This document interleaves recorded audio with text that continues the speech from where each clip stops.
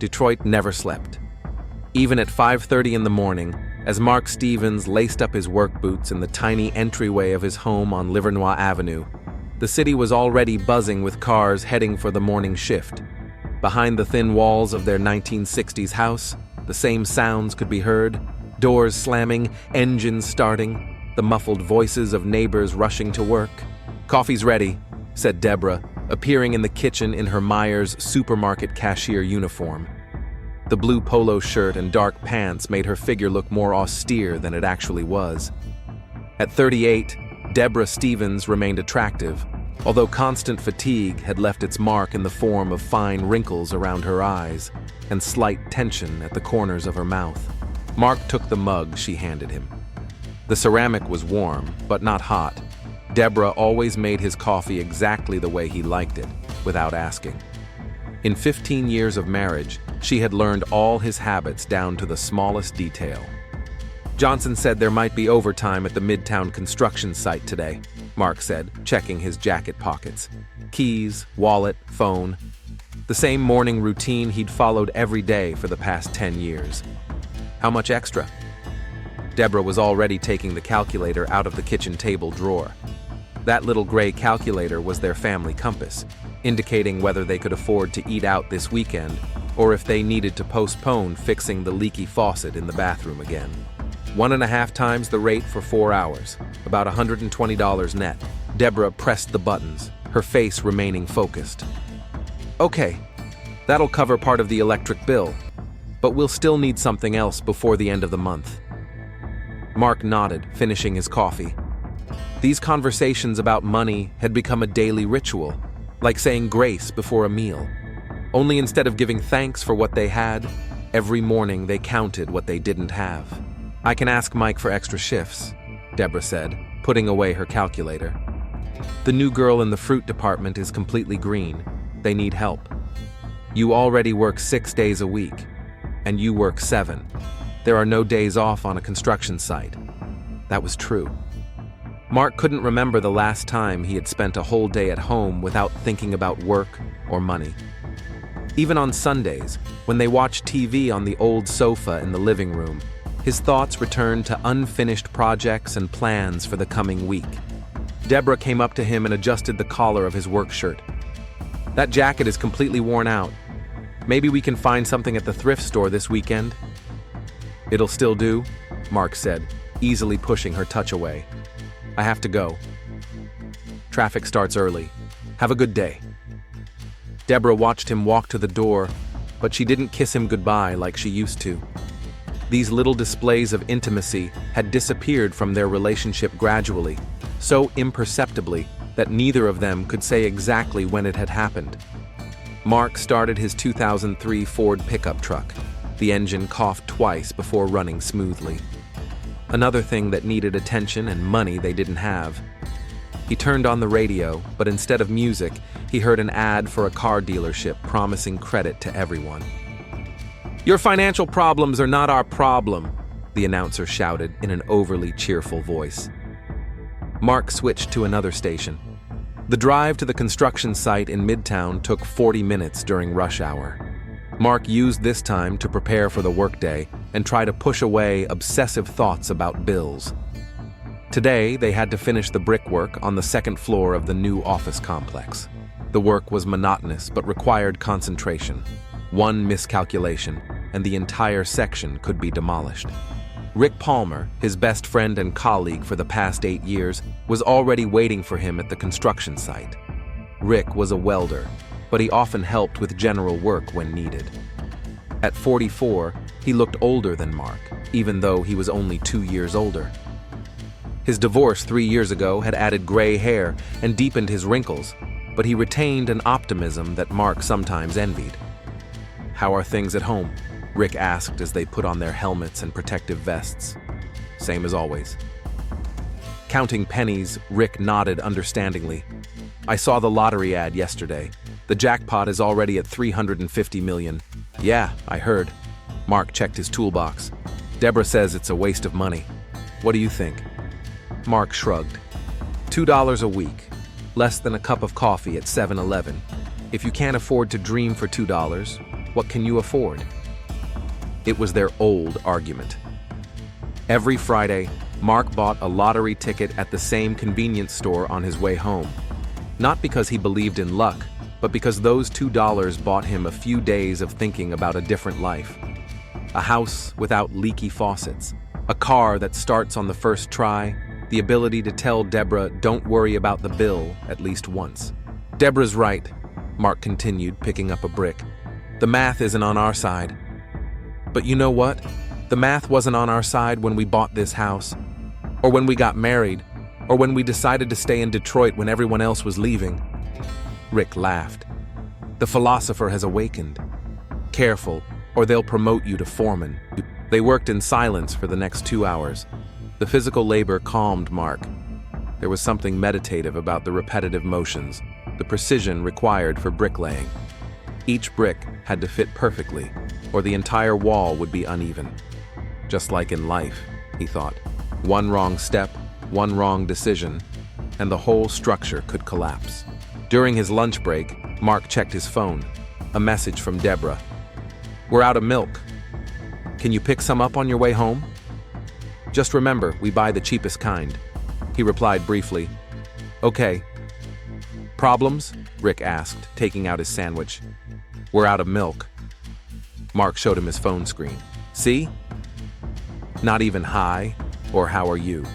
Straight to the point. Buy milk. Only the cheapest kind." Maybe she was just in a hurry. "Rick, when was the last time you spoke to your ex-wife?" 2 months ago, when she demanded additional alimony. "And how did she talk to you?" Rick thought for a moment. "Like an ATM that's malfunctioning." "Same thing. Except we still live together." They finished eating in silence. Mark thought about how his relationship with Deborah had changed over the years. She used to ask him how his day was going. She was interested in his thoughts, plans, even silly jokes he heard at work.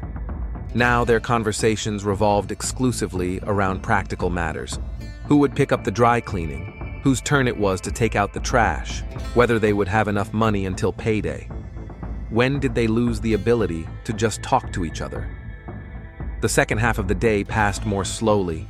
Mark caught himself thinking about things other than work several times. At 5:30 p.m., Johnson, the foreman, approached him. "Stevens, can you stay for overtime? We need to finish this section today." Mark nodded. $120, part of the electricity bill. By the time he finished work, it was already dark.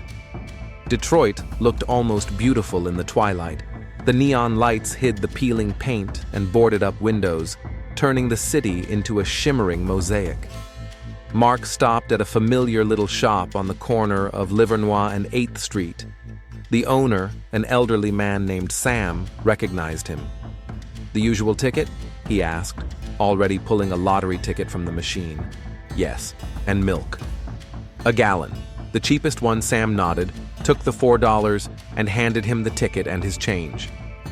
"Good luck, Mark." "Thanks." Mark looked at the ticket before putting it in his pocket. The numbers were random, as always. 7, 14, 23, 31, 42, with 18 as the bonus number. Nothing special. Just numbers on a piece of paper. But for a few seconds holding that ticket, he allowed himself to imagine. What if? What if these numbers changed everything? What if tomorrow morning he didn't have to get up at 5:30 and go to the construction site? What if he could walk up to Deborah and say, "We don't have to count every penny anymore"? At home, Deborah greeted him with the question, "Did you buy milk?" "Yes." Mark put the bag on the table. "How was your day?" "Fine." The new girl broke 3 jars of sauce. Mike was furious. Deborah took the milk and put it in the refrigerator. "Dinner's in half an hour. Pasta with meat sauce. Okay?" Mark went to the bathroom to wash his hands. In the mirror, he saw a tired man with dust in his hair and fatigue in his eyes. When did he start looking so old? When did work start wearing him down so much? At dinner, Deborah talked about problems at work, customers complaining about prices, colleagues who were late. Mark listened, nodding in the right places. but his thoughts were elsewhere. "Are you listening to me?" Deborah asked. "Of course." "You were talking about the new girl. That was 10 minutes ago. I'm talking about Mike thinking about cutting back the hours for everyone who works part-time. Will that affect you?" "I don't know." Maybe Deborah put down her fork. "Mark, we need to talk about our finances." "Seriously, talk. What specifically?" "We're barely making ends meet. Every month is getting harder. Maybe we should think about selling the house." Mark looked at her. "Sell the house? And move where?" "Rent an apartment. Something smaller, cheaper. We could save the difference." "Deborah, we bought this house as an investment, as our future." "What future?" Her voice took on a sharp edge. "Mark, we're 40 years old. We have no children, no savings, no retirement plans. What have we built in 15 years of marriage?" Mark didn't answer right away. He knew she was right, but hearing it out loud was painful. "We've built a life," he said finally. "A life? Or a habit?" The question hung in the air between them. Deborah stood up and began clearing the table, her movements sharp, almost aggressive. "I don't want to sell the house," Mark said. "And I don't want to count pennies for the rest of my life." Deborah didn't look back at him. "But it seems like neither of us can have what we want." Mark woke up on Saturday morning with a heavy feeling in his chest. Yesterday's conversation with Deborah about selling the house stuck in his mind like a thorn. He lay in bed, listening to her moving around the kitchen making breakfast, and thought about her words. Life or habit? Maybe she was right. Maybe they really were just coasting along, like two people stuck in an elevator between floors. Deborah was already dressed and wearing makeup when he came downstairs. She only worked half days on Saturdays, but she always got ready as if she were going to an important meeting. "Coffee's on the stove," she said, without looking up from her phone. "I have to be at the store by 9. "Deborah." Mark sat down at the table. "About yesterday's conversation." "Not now, Mark. I'm late." She picked up her purse and headed for the door, but stopped at the threshold. "By the way, I've been thinking about what I said yesterday. About the house." Her voice softened. "Maybe I was too harsh. But we really do need to make some changes." After Deborah left, Mark poured himself some coffee and turned on the TV. It was a quiet Saturday morning in Detroit. Most of the neighbors were still asleep, and even the usual city noise seemed muffled. He was flipping through the channels without really paying attention to the programs when he saw a news ticker. The Michigan lottery drawing will take place today at 11 p.m. The jackpot is $350 million. Mark remembered the ticket in the pocket of yesterday's jacket. The numbers: 7, 14, 23, 31, 42, and the bonus number 18. He wasn't even going to check them until Monday, as he usually did. At 11:30, he drove to Rick's place. His friend lived in a small apartment in the Hamtramck neighborhood, in a high-rise that had seen better days back in the 1980s. Rick greeted him in his pajamas, a mug of beer in his hand. "You're starting early," Mark remarked. "That's yesterday's beer. I'm just finishing it." Rick grinned. "How are things with Deborah after yesterday?" "She wants to sell the house." "Really?" Rick whistled. "And what do you think?" "I don't know. On the one hand, she's right. The house costs us more than we can afford. On the other hand," Mark shrugged, "it's the only thing we have." They sat down on the worn sofa in Rick's living room. On the coffee table lay bills, several car magazines, and a TV remote with the battery compartment taped shut.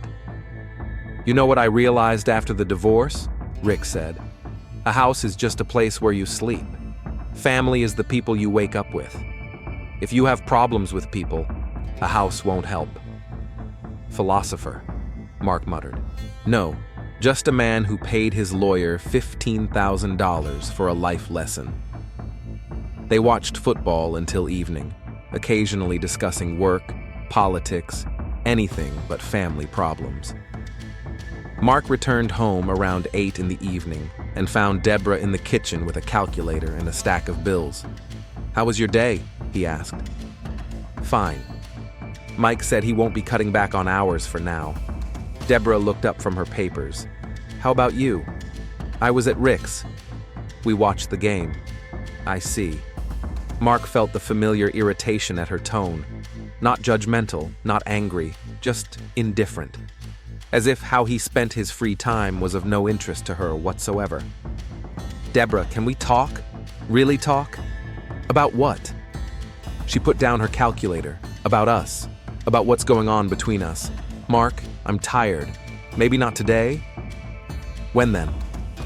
We can't even talk to each other normally. Deborah sighed. Okay, talk. When did we become strangers? We're not strangers. We're just tired. Of what? Of life? Of each other? Of fighting. Deborah looked at the stack of bills. Of every day turning into a new problem that needs to be solved. From the fact that we can't even afford to eat out at a restaurant without counting every penny. Mark nodded. He understood her feelings because he shared them. What if money wasn't a problem? What do you mean? Well, purely hypothetically, if we had enough money, what would change? Deborah thought about it. Everything. We could travel, buy a new car, renovate the house. I could quit my job at the supermarket and find something I really enjoy. What about us? What would change between us? I don't know, Mark. I honestly don't know. They turned on the TV and waited for the lottery draw. It was more of a tradition than an expectation. They watched every Saturday, although they rarely checked their tickets right away. At 11 p.m., the familiar studio with the spinning balls appeared on the screen. The host, an overly smiley, middle-aged man, announced the start of the draw. The first number is 7. Mark automatically took the ticket out of his pocket. The second number is 14. The third number is 23. Mark's heart beat faster. He looked at Deborah, but she was looking at her phone, paying no attention to the TV. The fourth number is 31. Fifth number, 42. Mark's hands trembled as he checked the numbers on his ticket against those appearing on the screen. And the bonus number 18. For a few seconds, Mark just sat in silence, staring at the ticket. All the numbers matched. Every damn number. Deborah, he said quietly. What? She didn't look up from her phone. Deborah, look at this. Something in his voice made her look up. Mark held out the ticket to her. What is it? A lottery ticket. Look at the numbers. Deborah took the ticket and compared the numbers to those still lit up on the TV screen. Her face slowly changed. First confusion, then understanding, then something that looked like shock. Mark, this can't be true. It's true. No, wait. Let me check again. Deborah grabbed the remote and rewound the recording. She checked the numbers 3 times, each time comparing them to the ticket. Oh my God, she whispered. Oh my God, Mark! How much? He asked, even though he knew the answer. 300 million. No, wait, after taxes. But still, Mark, we won. We really won. Deborah jumped up from the couch and hugged him. For the first time in months, he felt her genuine excitement, her joy. She laughed and cried at the same time. I can't believe it. I just can't believe it. The next 2 hours passed in a haze of euphoria and disbelief. They called the lottery hotline, checked the numbers online, read the rules for claiming the prize. After taxes and choosing a lump sum payment instead of annual payments, they were owed about $180 million. 180 million, Deborah repeated like a mantra. Mark, do you realize what that means? Honestly? Number. I can't comprehend it. It means we're free. We can do whatever we want, go to Europe, buy a house in California, new cars, everything we've ever wanted. Mark listened to her plans and felt strangely detached. It was as if he were watching them from the outside, a man and a woman holding a small piece of paper that could change their entire lives. What do you want? Deborah asked. I don't know, Mark replied honestly. I need time to think. Think? What is there to think about? We're rich, Mark. Rich. But Mark wasn't thinking about what they could buy. He was thinking about what happened to people who suddenly came into that kind of money. He had heard stories of families falling apart, friends becoming enemies, lives crumbling under the weight of unexpected wealth. Deborah, we need to be careful. Careful? About what? About the money. About how we spend it. We need a plan. A plan? Her voice was tinged with irritation. Mark, we've been living by a plan for 15 years. Budgeting, saving, giving up everything. Now we can afford not to plan. No, Deborah. Now planning is more important than ever. She looked at him in surprise, as if she were seeing a stranger. What are you talking about? I'm talking about how this money could change us, and not necessarily for the better. Mark, are you crazy? We just won the lottery. I know, and that's exactly why we have to be smart. Deborah sat down on the sofa, her euphoria beginning to fade. Okay, tell me what you mean by be smart. First, don't tell anyone until we get the money and decide what to do with it. Second, find a good financial advisor. Third, don't spend it all at once. Don't spend it all at once? Deborah stood up. Mark, we're going to have $180 million. We could buy an entire block in Detroit and still have money left over, Deborah. No, listen to me. For 15 years, I've been saving on everything. I've bought the cheapest groceries, worn clothes until they were full of holes, denied myself anything that might bring me joy. And now that we have a chance to live for real, you want me to keep saving? I want us to be smart, and I want to be happy. They stared at each other across the room, and Mark realized that the win had already begun to change them. For the first time in years, they had different opinions about money. And for the first time, Deborah saw him not as a partner, but as an obstacle.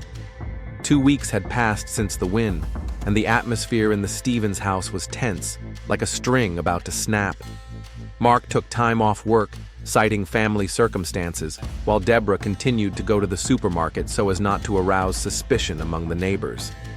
They agreed not to tell anyone about the win until they received the money, but the secret weighed on them like an overheated boiler. On Monday morning, Mark sat at the kitchen table with a notebook and a calculator. In front of him were printouts of articles on managing large sums of money, brochures from investment companies, and a list of financial advisors he had found on the internet. "What are you doing?" Deborah asked, entering the kitchen already dressed for work. "I'm looking into investment options. Look, if we put half the money into index funds with a 5% annual return..." "Mark, stop." Deborah sat down across from him. "We've already talked about this. I don't want to invest all the money. I want to live..." "Deborah, 5% of 90 million is $4.5 million a year, just from the interest. We could live large and still keep the principal. What about the other 90 million? Some in more conservative investments, some in real estate, some just in an account for current expenses." Deborah looked at his notes with an expression Mark couldn't understand. Not anger, not disappointment. Something between surprise and irritation. "You decided everything without me?" "What?" "No, I'm just exploring the possibilities." "Mark, you've made a whole plan for how we're going to live without asking my opinion." "Deborah, it's logical. It's logical to you." She stood up and grabbed her purse. "I have to go to work. We'll talk tonight." After she left, Mark continued to study the financial materials. The more he read, the more he became convinced that the right approach to money could provide them with a comfortable life for the rest of their lives. The wrong approach could ruin everything in a few years. At lunchtime, he drove to Rick's place.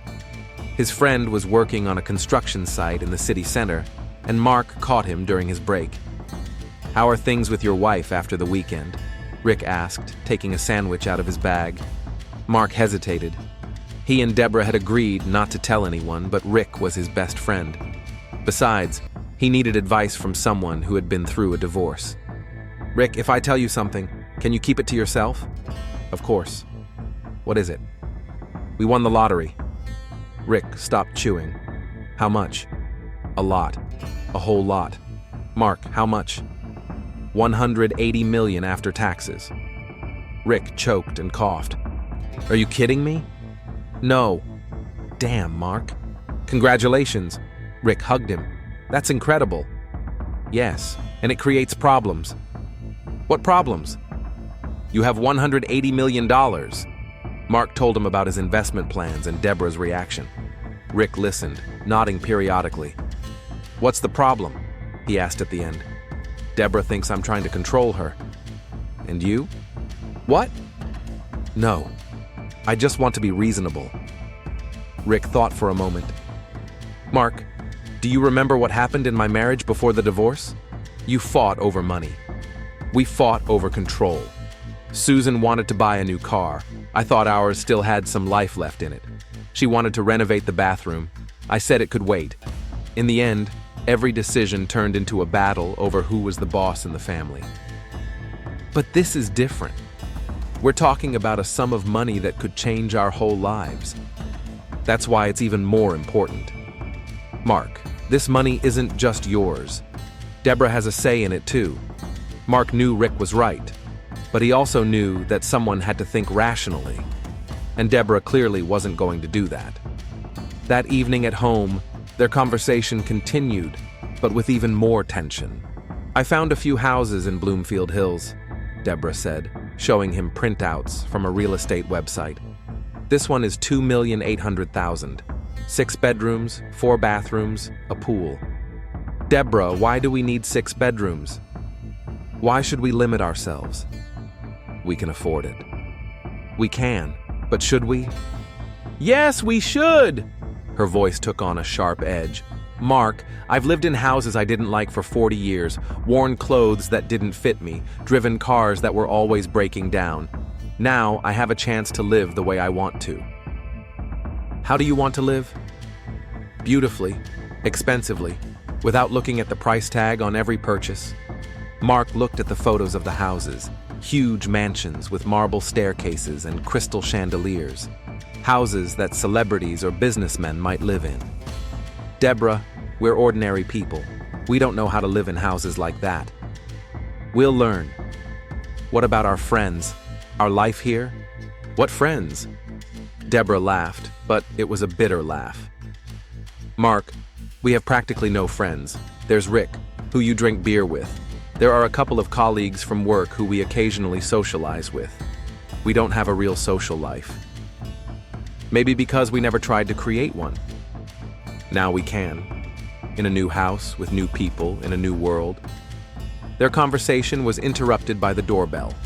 Standing on the doorstep was Tom Hines, Deborah's brother, a thin man of 35 with a tired face and the smell of cigarettes on his clothes.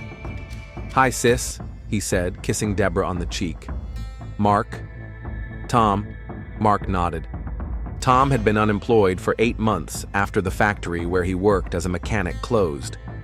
Deborah regularly gave him money for food and rent, which was another source of strain on their budget. Can I come in? I need to discuss something with you. They went into the living room. Tom sat down in an armchair and looked at them with the expression of someone who was about to ask for a favor. I'm having trouble with my rent. The landlord is giving me another week, or I'll be evicted. How much do you owe? Deborah asked. $800. Mark saw Deborah's face change. Before, that amount would have been a serious problem for their budget. Now, it was pocket change.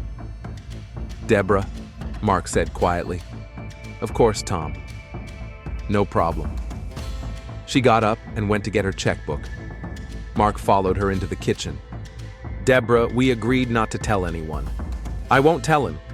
I'll just give him the money, $800. Where are we going to get that kind of money? Deborah looked at him in surprise. Mark, we have $180 million, which we haven't received yet. Officially, we don't have it. We'll get it in a week. What if Tom starts asking questions? What if he tells someone? He won't tell anyone. Deborah, it's a risk we shouldn't take. She turned to him, and Mark saw something new in her eyes, not just irritation or fatigue, coldness. Mark, he's my brother, and it's my money. Your money? Our money. But I have the right to decide how to spend it. So do I. Then why are you making plans without asking me? Why are you deciding where to invest the money without asking my opinion? Mark realized they were on the verge of a serious argument, but he couldn't stop. Because someone has to think about the future. And I don't think? You think about a $3 million house and giving money away left and right. Mark, shut up. He had never heard Deborah speak to him in that tone before. Cold, distant, almost contemptuous. Deborah returned to the living room and wrote a check to Tom. Mark stayed in the kitchen, listening to their conversation. Thanks, sis. You saved my life. Don't thank me. How's the job search going? I'm trying. But you know how hard it is right now. Especially at my age. I know. Deborah, are you okay? You look upset. Just tired. Work. Home. You know, what about Mark? How is he? Pause. Mark is changing. For the better? I don't know. He's become kind of controlling. He wants to make all the decisions himself. Mark clenched his fists. Deborah told Tom about their problems, saying nothing about the win, but making him look bad. Maybe he needs time? Maybe. Or maybe I need to think about my future. After Tom left, they didn't talk until bedtime. Mark lay in bed, listening to Deborah's breathing, thinking about how quickly everything had changed. 2 weeks ago, they were a team united by common problems. Now, they were adversaries fighting for control of their shared future. The next day, while Deborah was at work, Mark met with a financial advisor.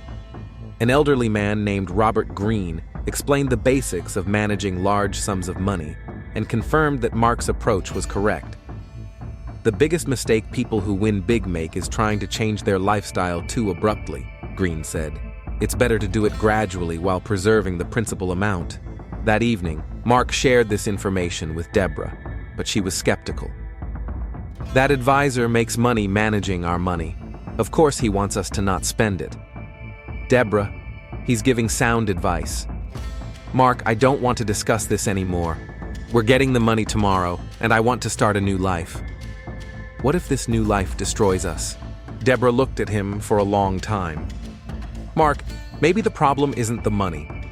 Maybe the problem is that we're just different people who want different things. What do you mean?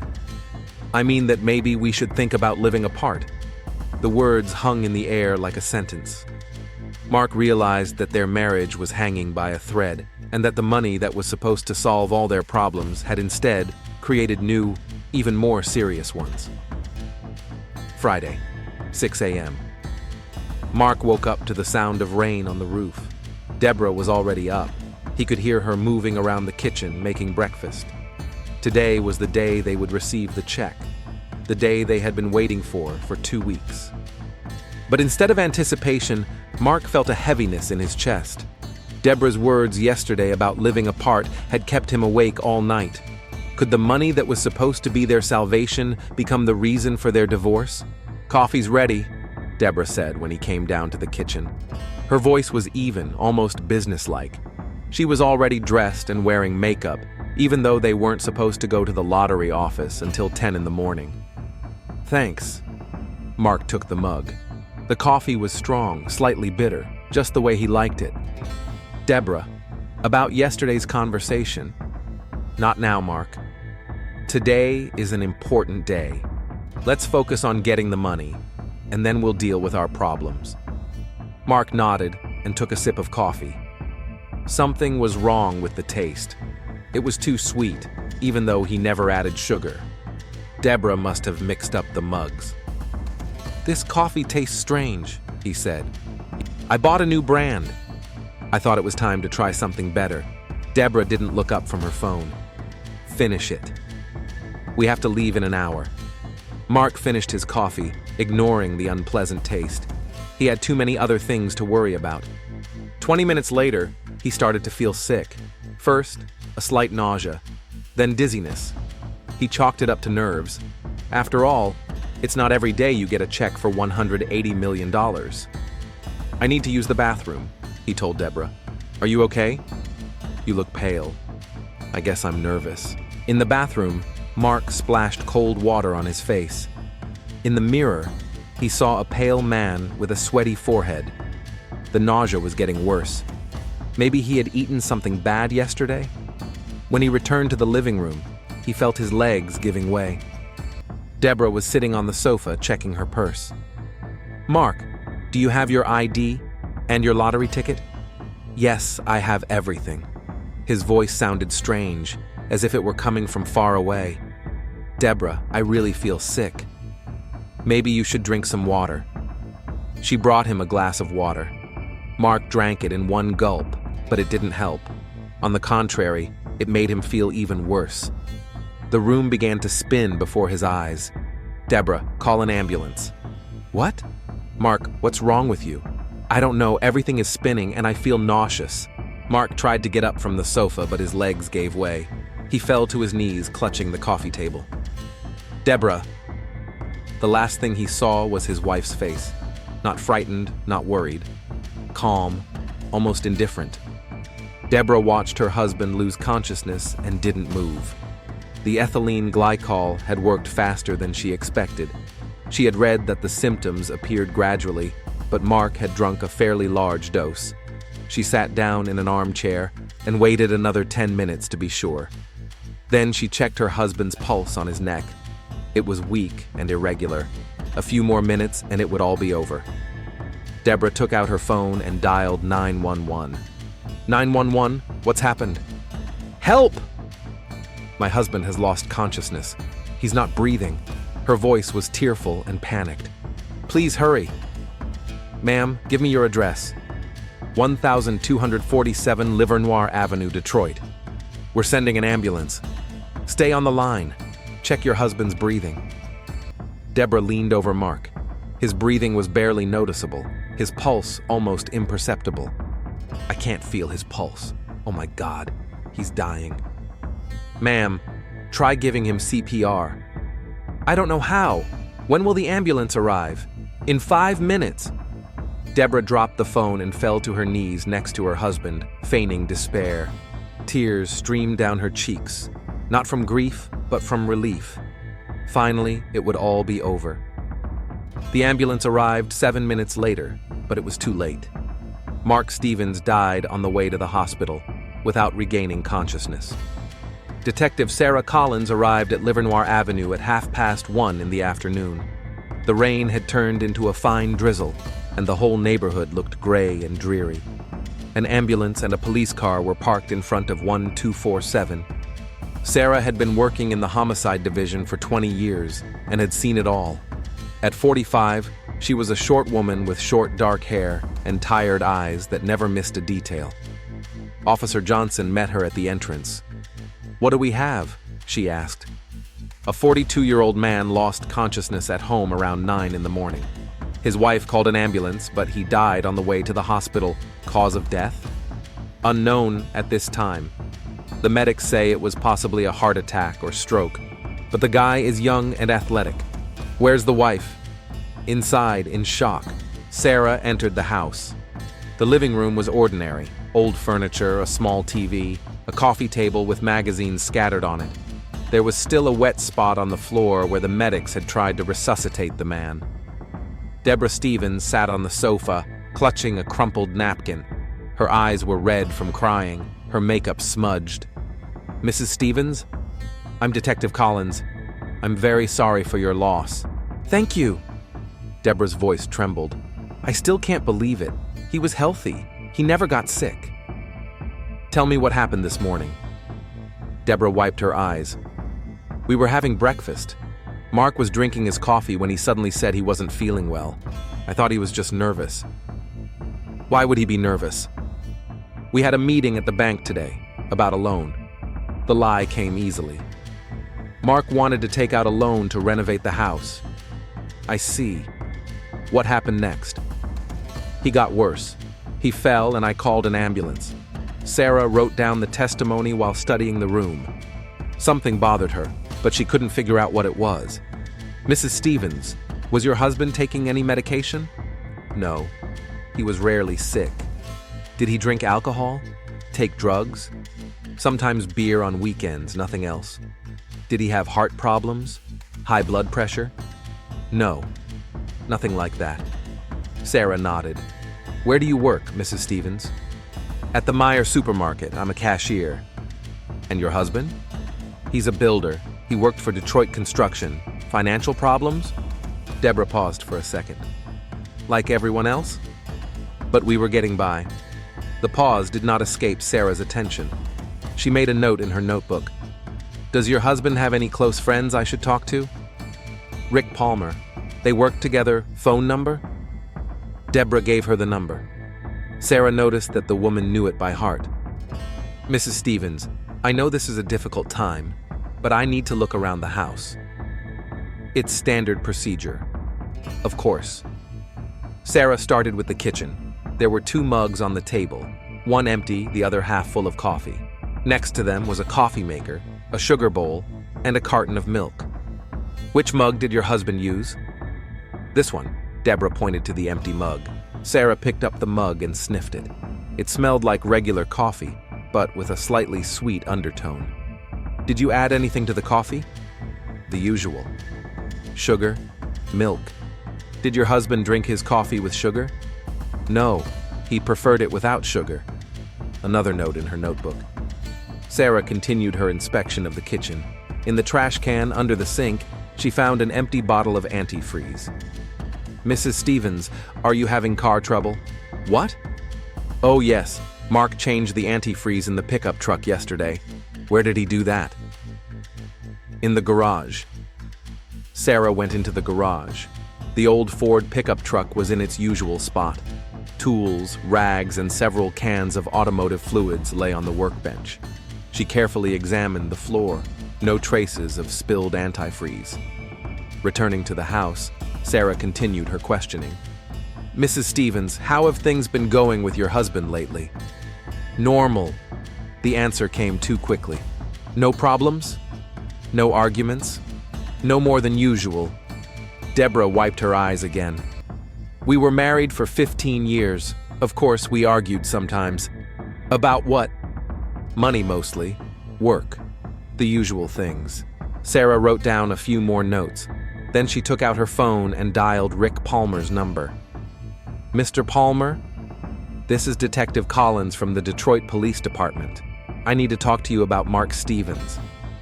There was a pause on the other end of the line. What about Mark? He died this morning. What? How? We're looking into it. Can you come to the station? Yes, of course. Right now, Sarah finished her inspection of the house and returned to Deborah. Mrs. Stevens, we'll need to perform an autopsy to determine the exact cause of death.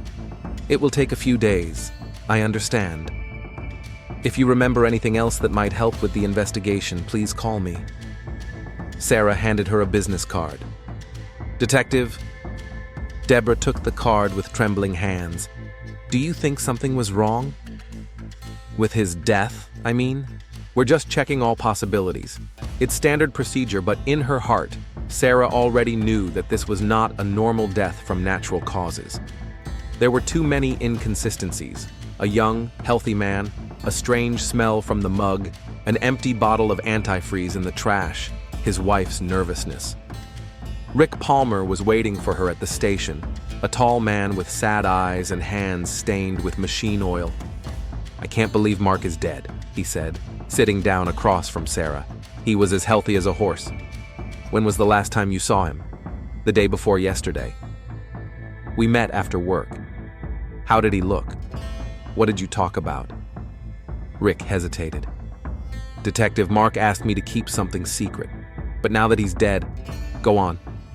He and Deborah won the lottery, a large amount. Sarah leaned forward. How much? $180 million. When did that happen? 2 weeks ago. They were going to get the money today. Sarah felt the pieces of the puzzle starting to fall into place. How did Mark feel about the win? Cautious. He wanted to invest it, plan for the future. But Deborah, Rick shook his head. She wanted to spend it. They argued constantly about it. How serious was it? Very. Mark said he was afraid of losing all the money, and that Deborah had changed, become a different person. In what way? Cold, aggressive. She wanted a new house, a new life, and Mark wasn't ready for that kind of change. Sarah wrote down every word. The picture was becoming clearer.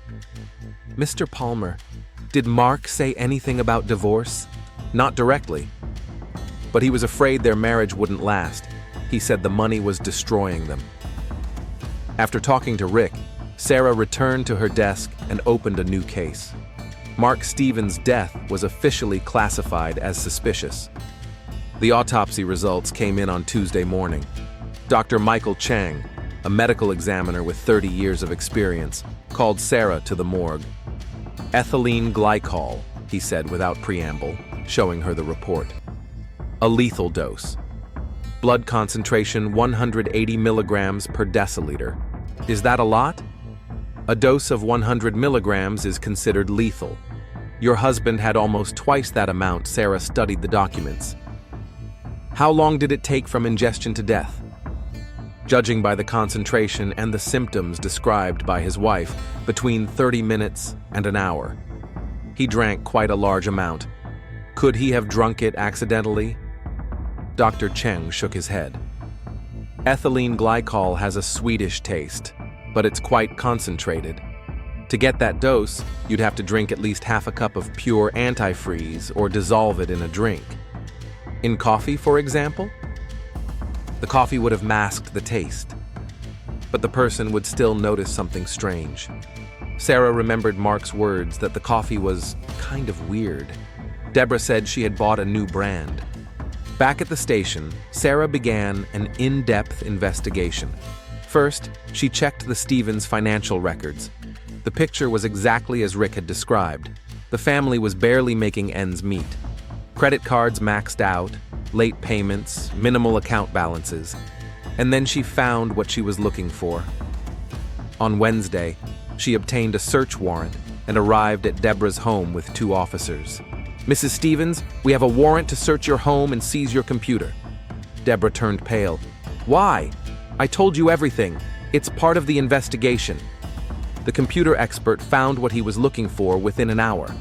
The browser history contained dozens of search queries made over the past week. Ethylene glycol poisoning symptoms. How long does antifreeze last? Can ethylene glycol be detected in the blood? Lethal dose of antifreeze for humans. All of the queries were made from Deborah's account. Mrs. Stevens, Sarah said, showing her the printouts. Can you explain these search queries? Deborah looked at the papers, and Sarah could see her trying to come up with an explanation. I read a news story about a child who was poisoned by antifreeze. I was curious about how dangerous it was. What news story? When? Where did you see it? I don't remember exactly. Somewhere on the internet. Mrs. Stevens, these searches were made 3 days before your husband's death, and they were all about ways to poison a person, not accidents involving children. Deborah was silent. In addition, we checked auto parts stores in the area. You bought antifreeze at AutoZone on 8th Street last Thursday. The salesperson remembered you. Mark asked me to buy it for the car, but your husband told his friend Rick that he hadn't changed the fluid in the car in 6 months. And there are no signs of recent work on the car in the garage. Sarah saw Deborah trying to find a way out, but the trap had already snapped shut. Mrs. Stevens, we also know about the lottery win. Deborah flinched as if she had been struck. Rick Palmer told us about your marital problems, about how you wanted to spend the money and your husband insisted on being cautious. That's not true.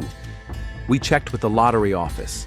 You and your husband were supposed to receive the check yesterday morning, but Mark died just before that. Deborah lowered her head. Under Michigan law, in the event of the death of one spouse, the entire winnings go to the surviving spouse. Did you know that? Silence. Mrs. Stevens, we have a motive, opportunity, and evidence. You poisoned your husband with ethylene glycol to get the entire winnings. Deborah raised her head. There were no more tears in her eyes, only fatigue. Prove it, she said quietly. Sarah nodded to the officers. Deborah Stevens, You are under arrest on suspicion of first-degree murder." The next day, Sarah received another important piece of evidence. Tom Hines, Deborah's brother, came to the station himself. "I want to tell the truth," he said, sitting down across from the detective, "about that night when Deborah gave me money." "We're listening." "She talked about Mark. She said he had changed, become controlling. And then," Tom paused, "she said she was thinking about divorce. But then she added that after the divorce, she would only get half of what? She didn't say. But now I understand. She knew about the winnings, right?" Sarah nodded. "She said one more thing, that sometimes problems solve themselves if you wait." "Did she say that?" "Yes. And when I asked her what she meant, she replied, 'People die, Tom, sometimes sooner than they planned.'" That was the last piece of the puzzle. Deborah Stevens spent 3 months in jail before her trial, refusing to admit guilt. Her lawyer tried to prove that all the evidence was circumstantial, that Mark could have been poisoned accidentally. But the evidence was irrefutable. Internet searches, the purchase of antifreeze, a motive in the form of $180 million, witness testimony about family conflicts. The day before the verdict was announced, Deborah asked to meet with Detective Collins. "I want to tell the truth," she said through the glass in the prison visiting room. "We're listening." "I didn't plan to kill him. At first," Sarah turned on the tape recorder, "I just wanted him to stop controlling me. For 15 years, he made all the decisions. Where we lived, how we spent our money, what we bought. And when we won, I thought I would finally be free. But he wanted to invest the money. He wanted to control everything, like always." Deborah's voice was angry. "I worked my whole life. I saved every penny. And when we finally had a chance to live like human beings, he wanted to ruin it all again with his caution." "When did you decide to kill him?" "That evening when he met with the financial advisor without me. He made a plan for our investments without asking my opinion. As if I were a child incapable of making decisions, and you decided to poison him." Deborah nodded. "I read about ethylene glycol on the internet. They said it was like a heart attack. I thought no one would guess, 'Did you realize you were killing a man?' I realized I was freeing myself." Deborah Stevens was sentenced to life in prison without the possibility of parole. The lottery winnings were confiscated by the state under the Criminal Proceeds Act. Rick Palmer attended the sentencing hearing. After the hearing, he approached Sarah Collins. "Detective, thank you. Mark was a good man. He didn't deserve to die like that. No one deserves that." "You know what's the saddest part?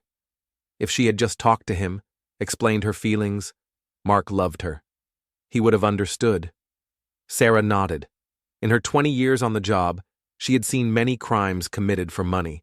But this case struck her as particularly cruel and senseless. Deborah Stevens killed her husband for money she would never receive, and she lost the only person who truly loved her. The money that was supposed to solve all their problems ended up destroying everything they had.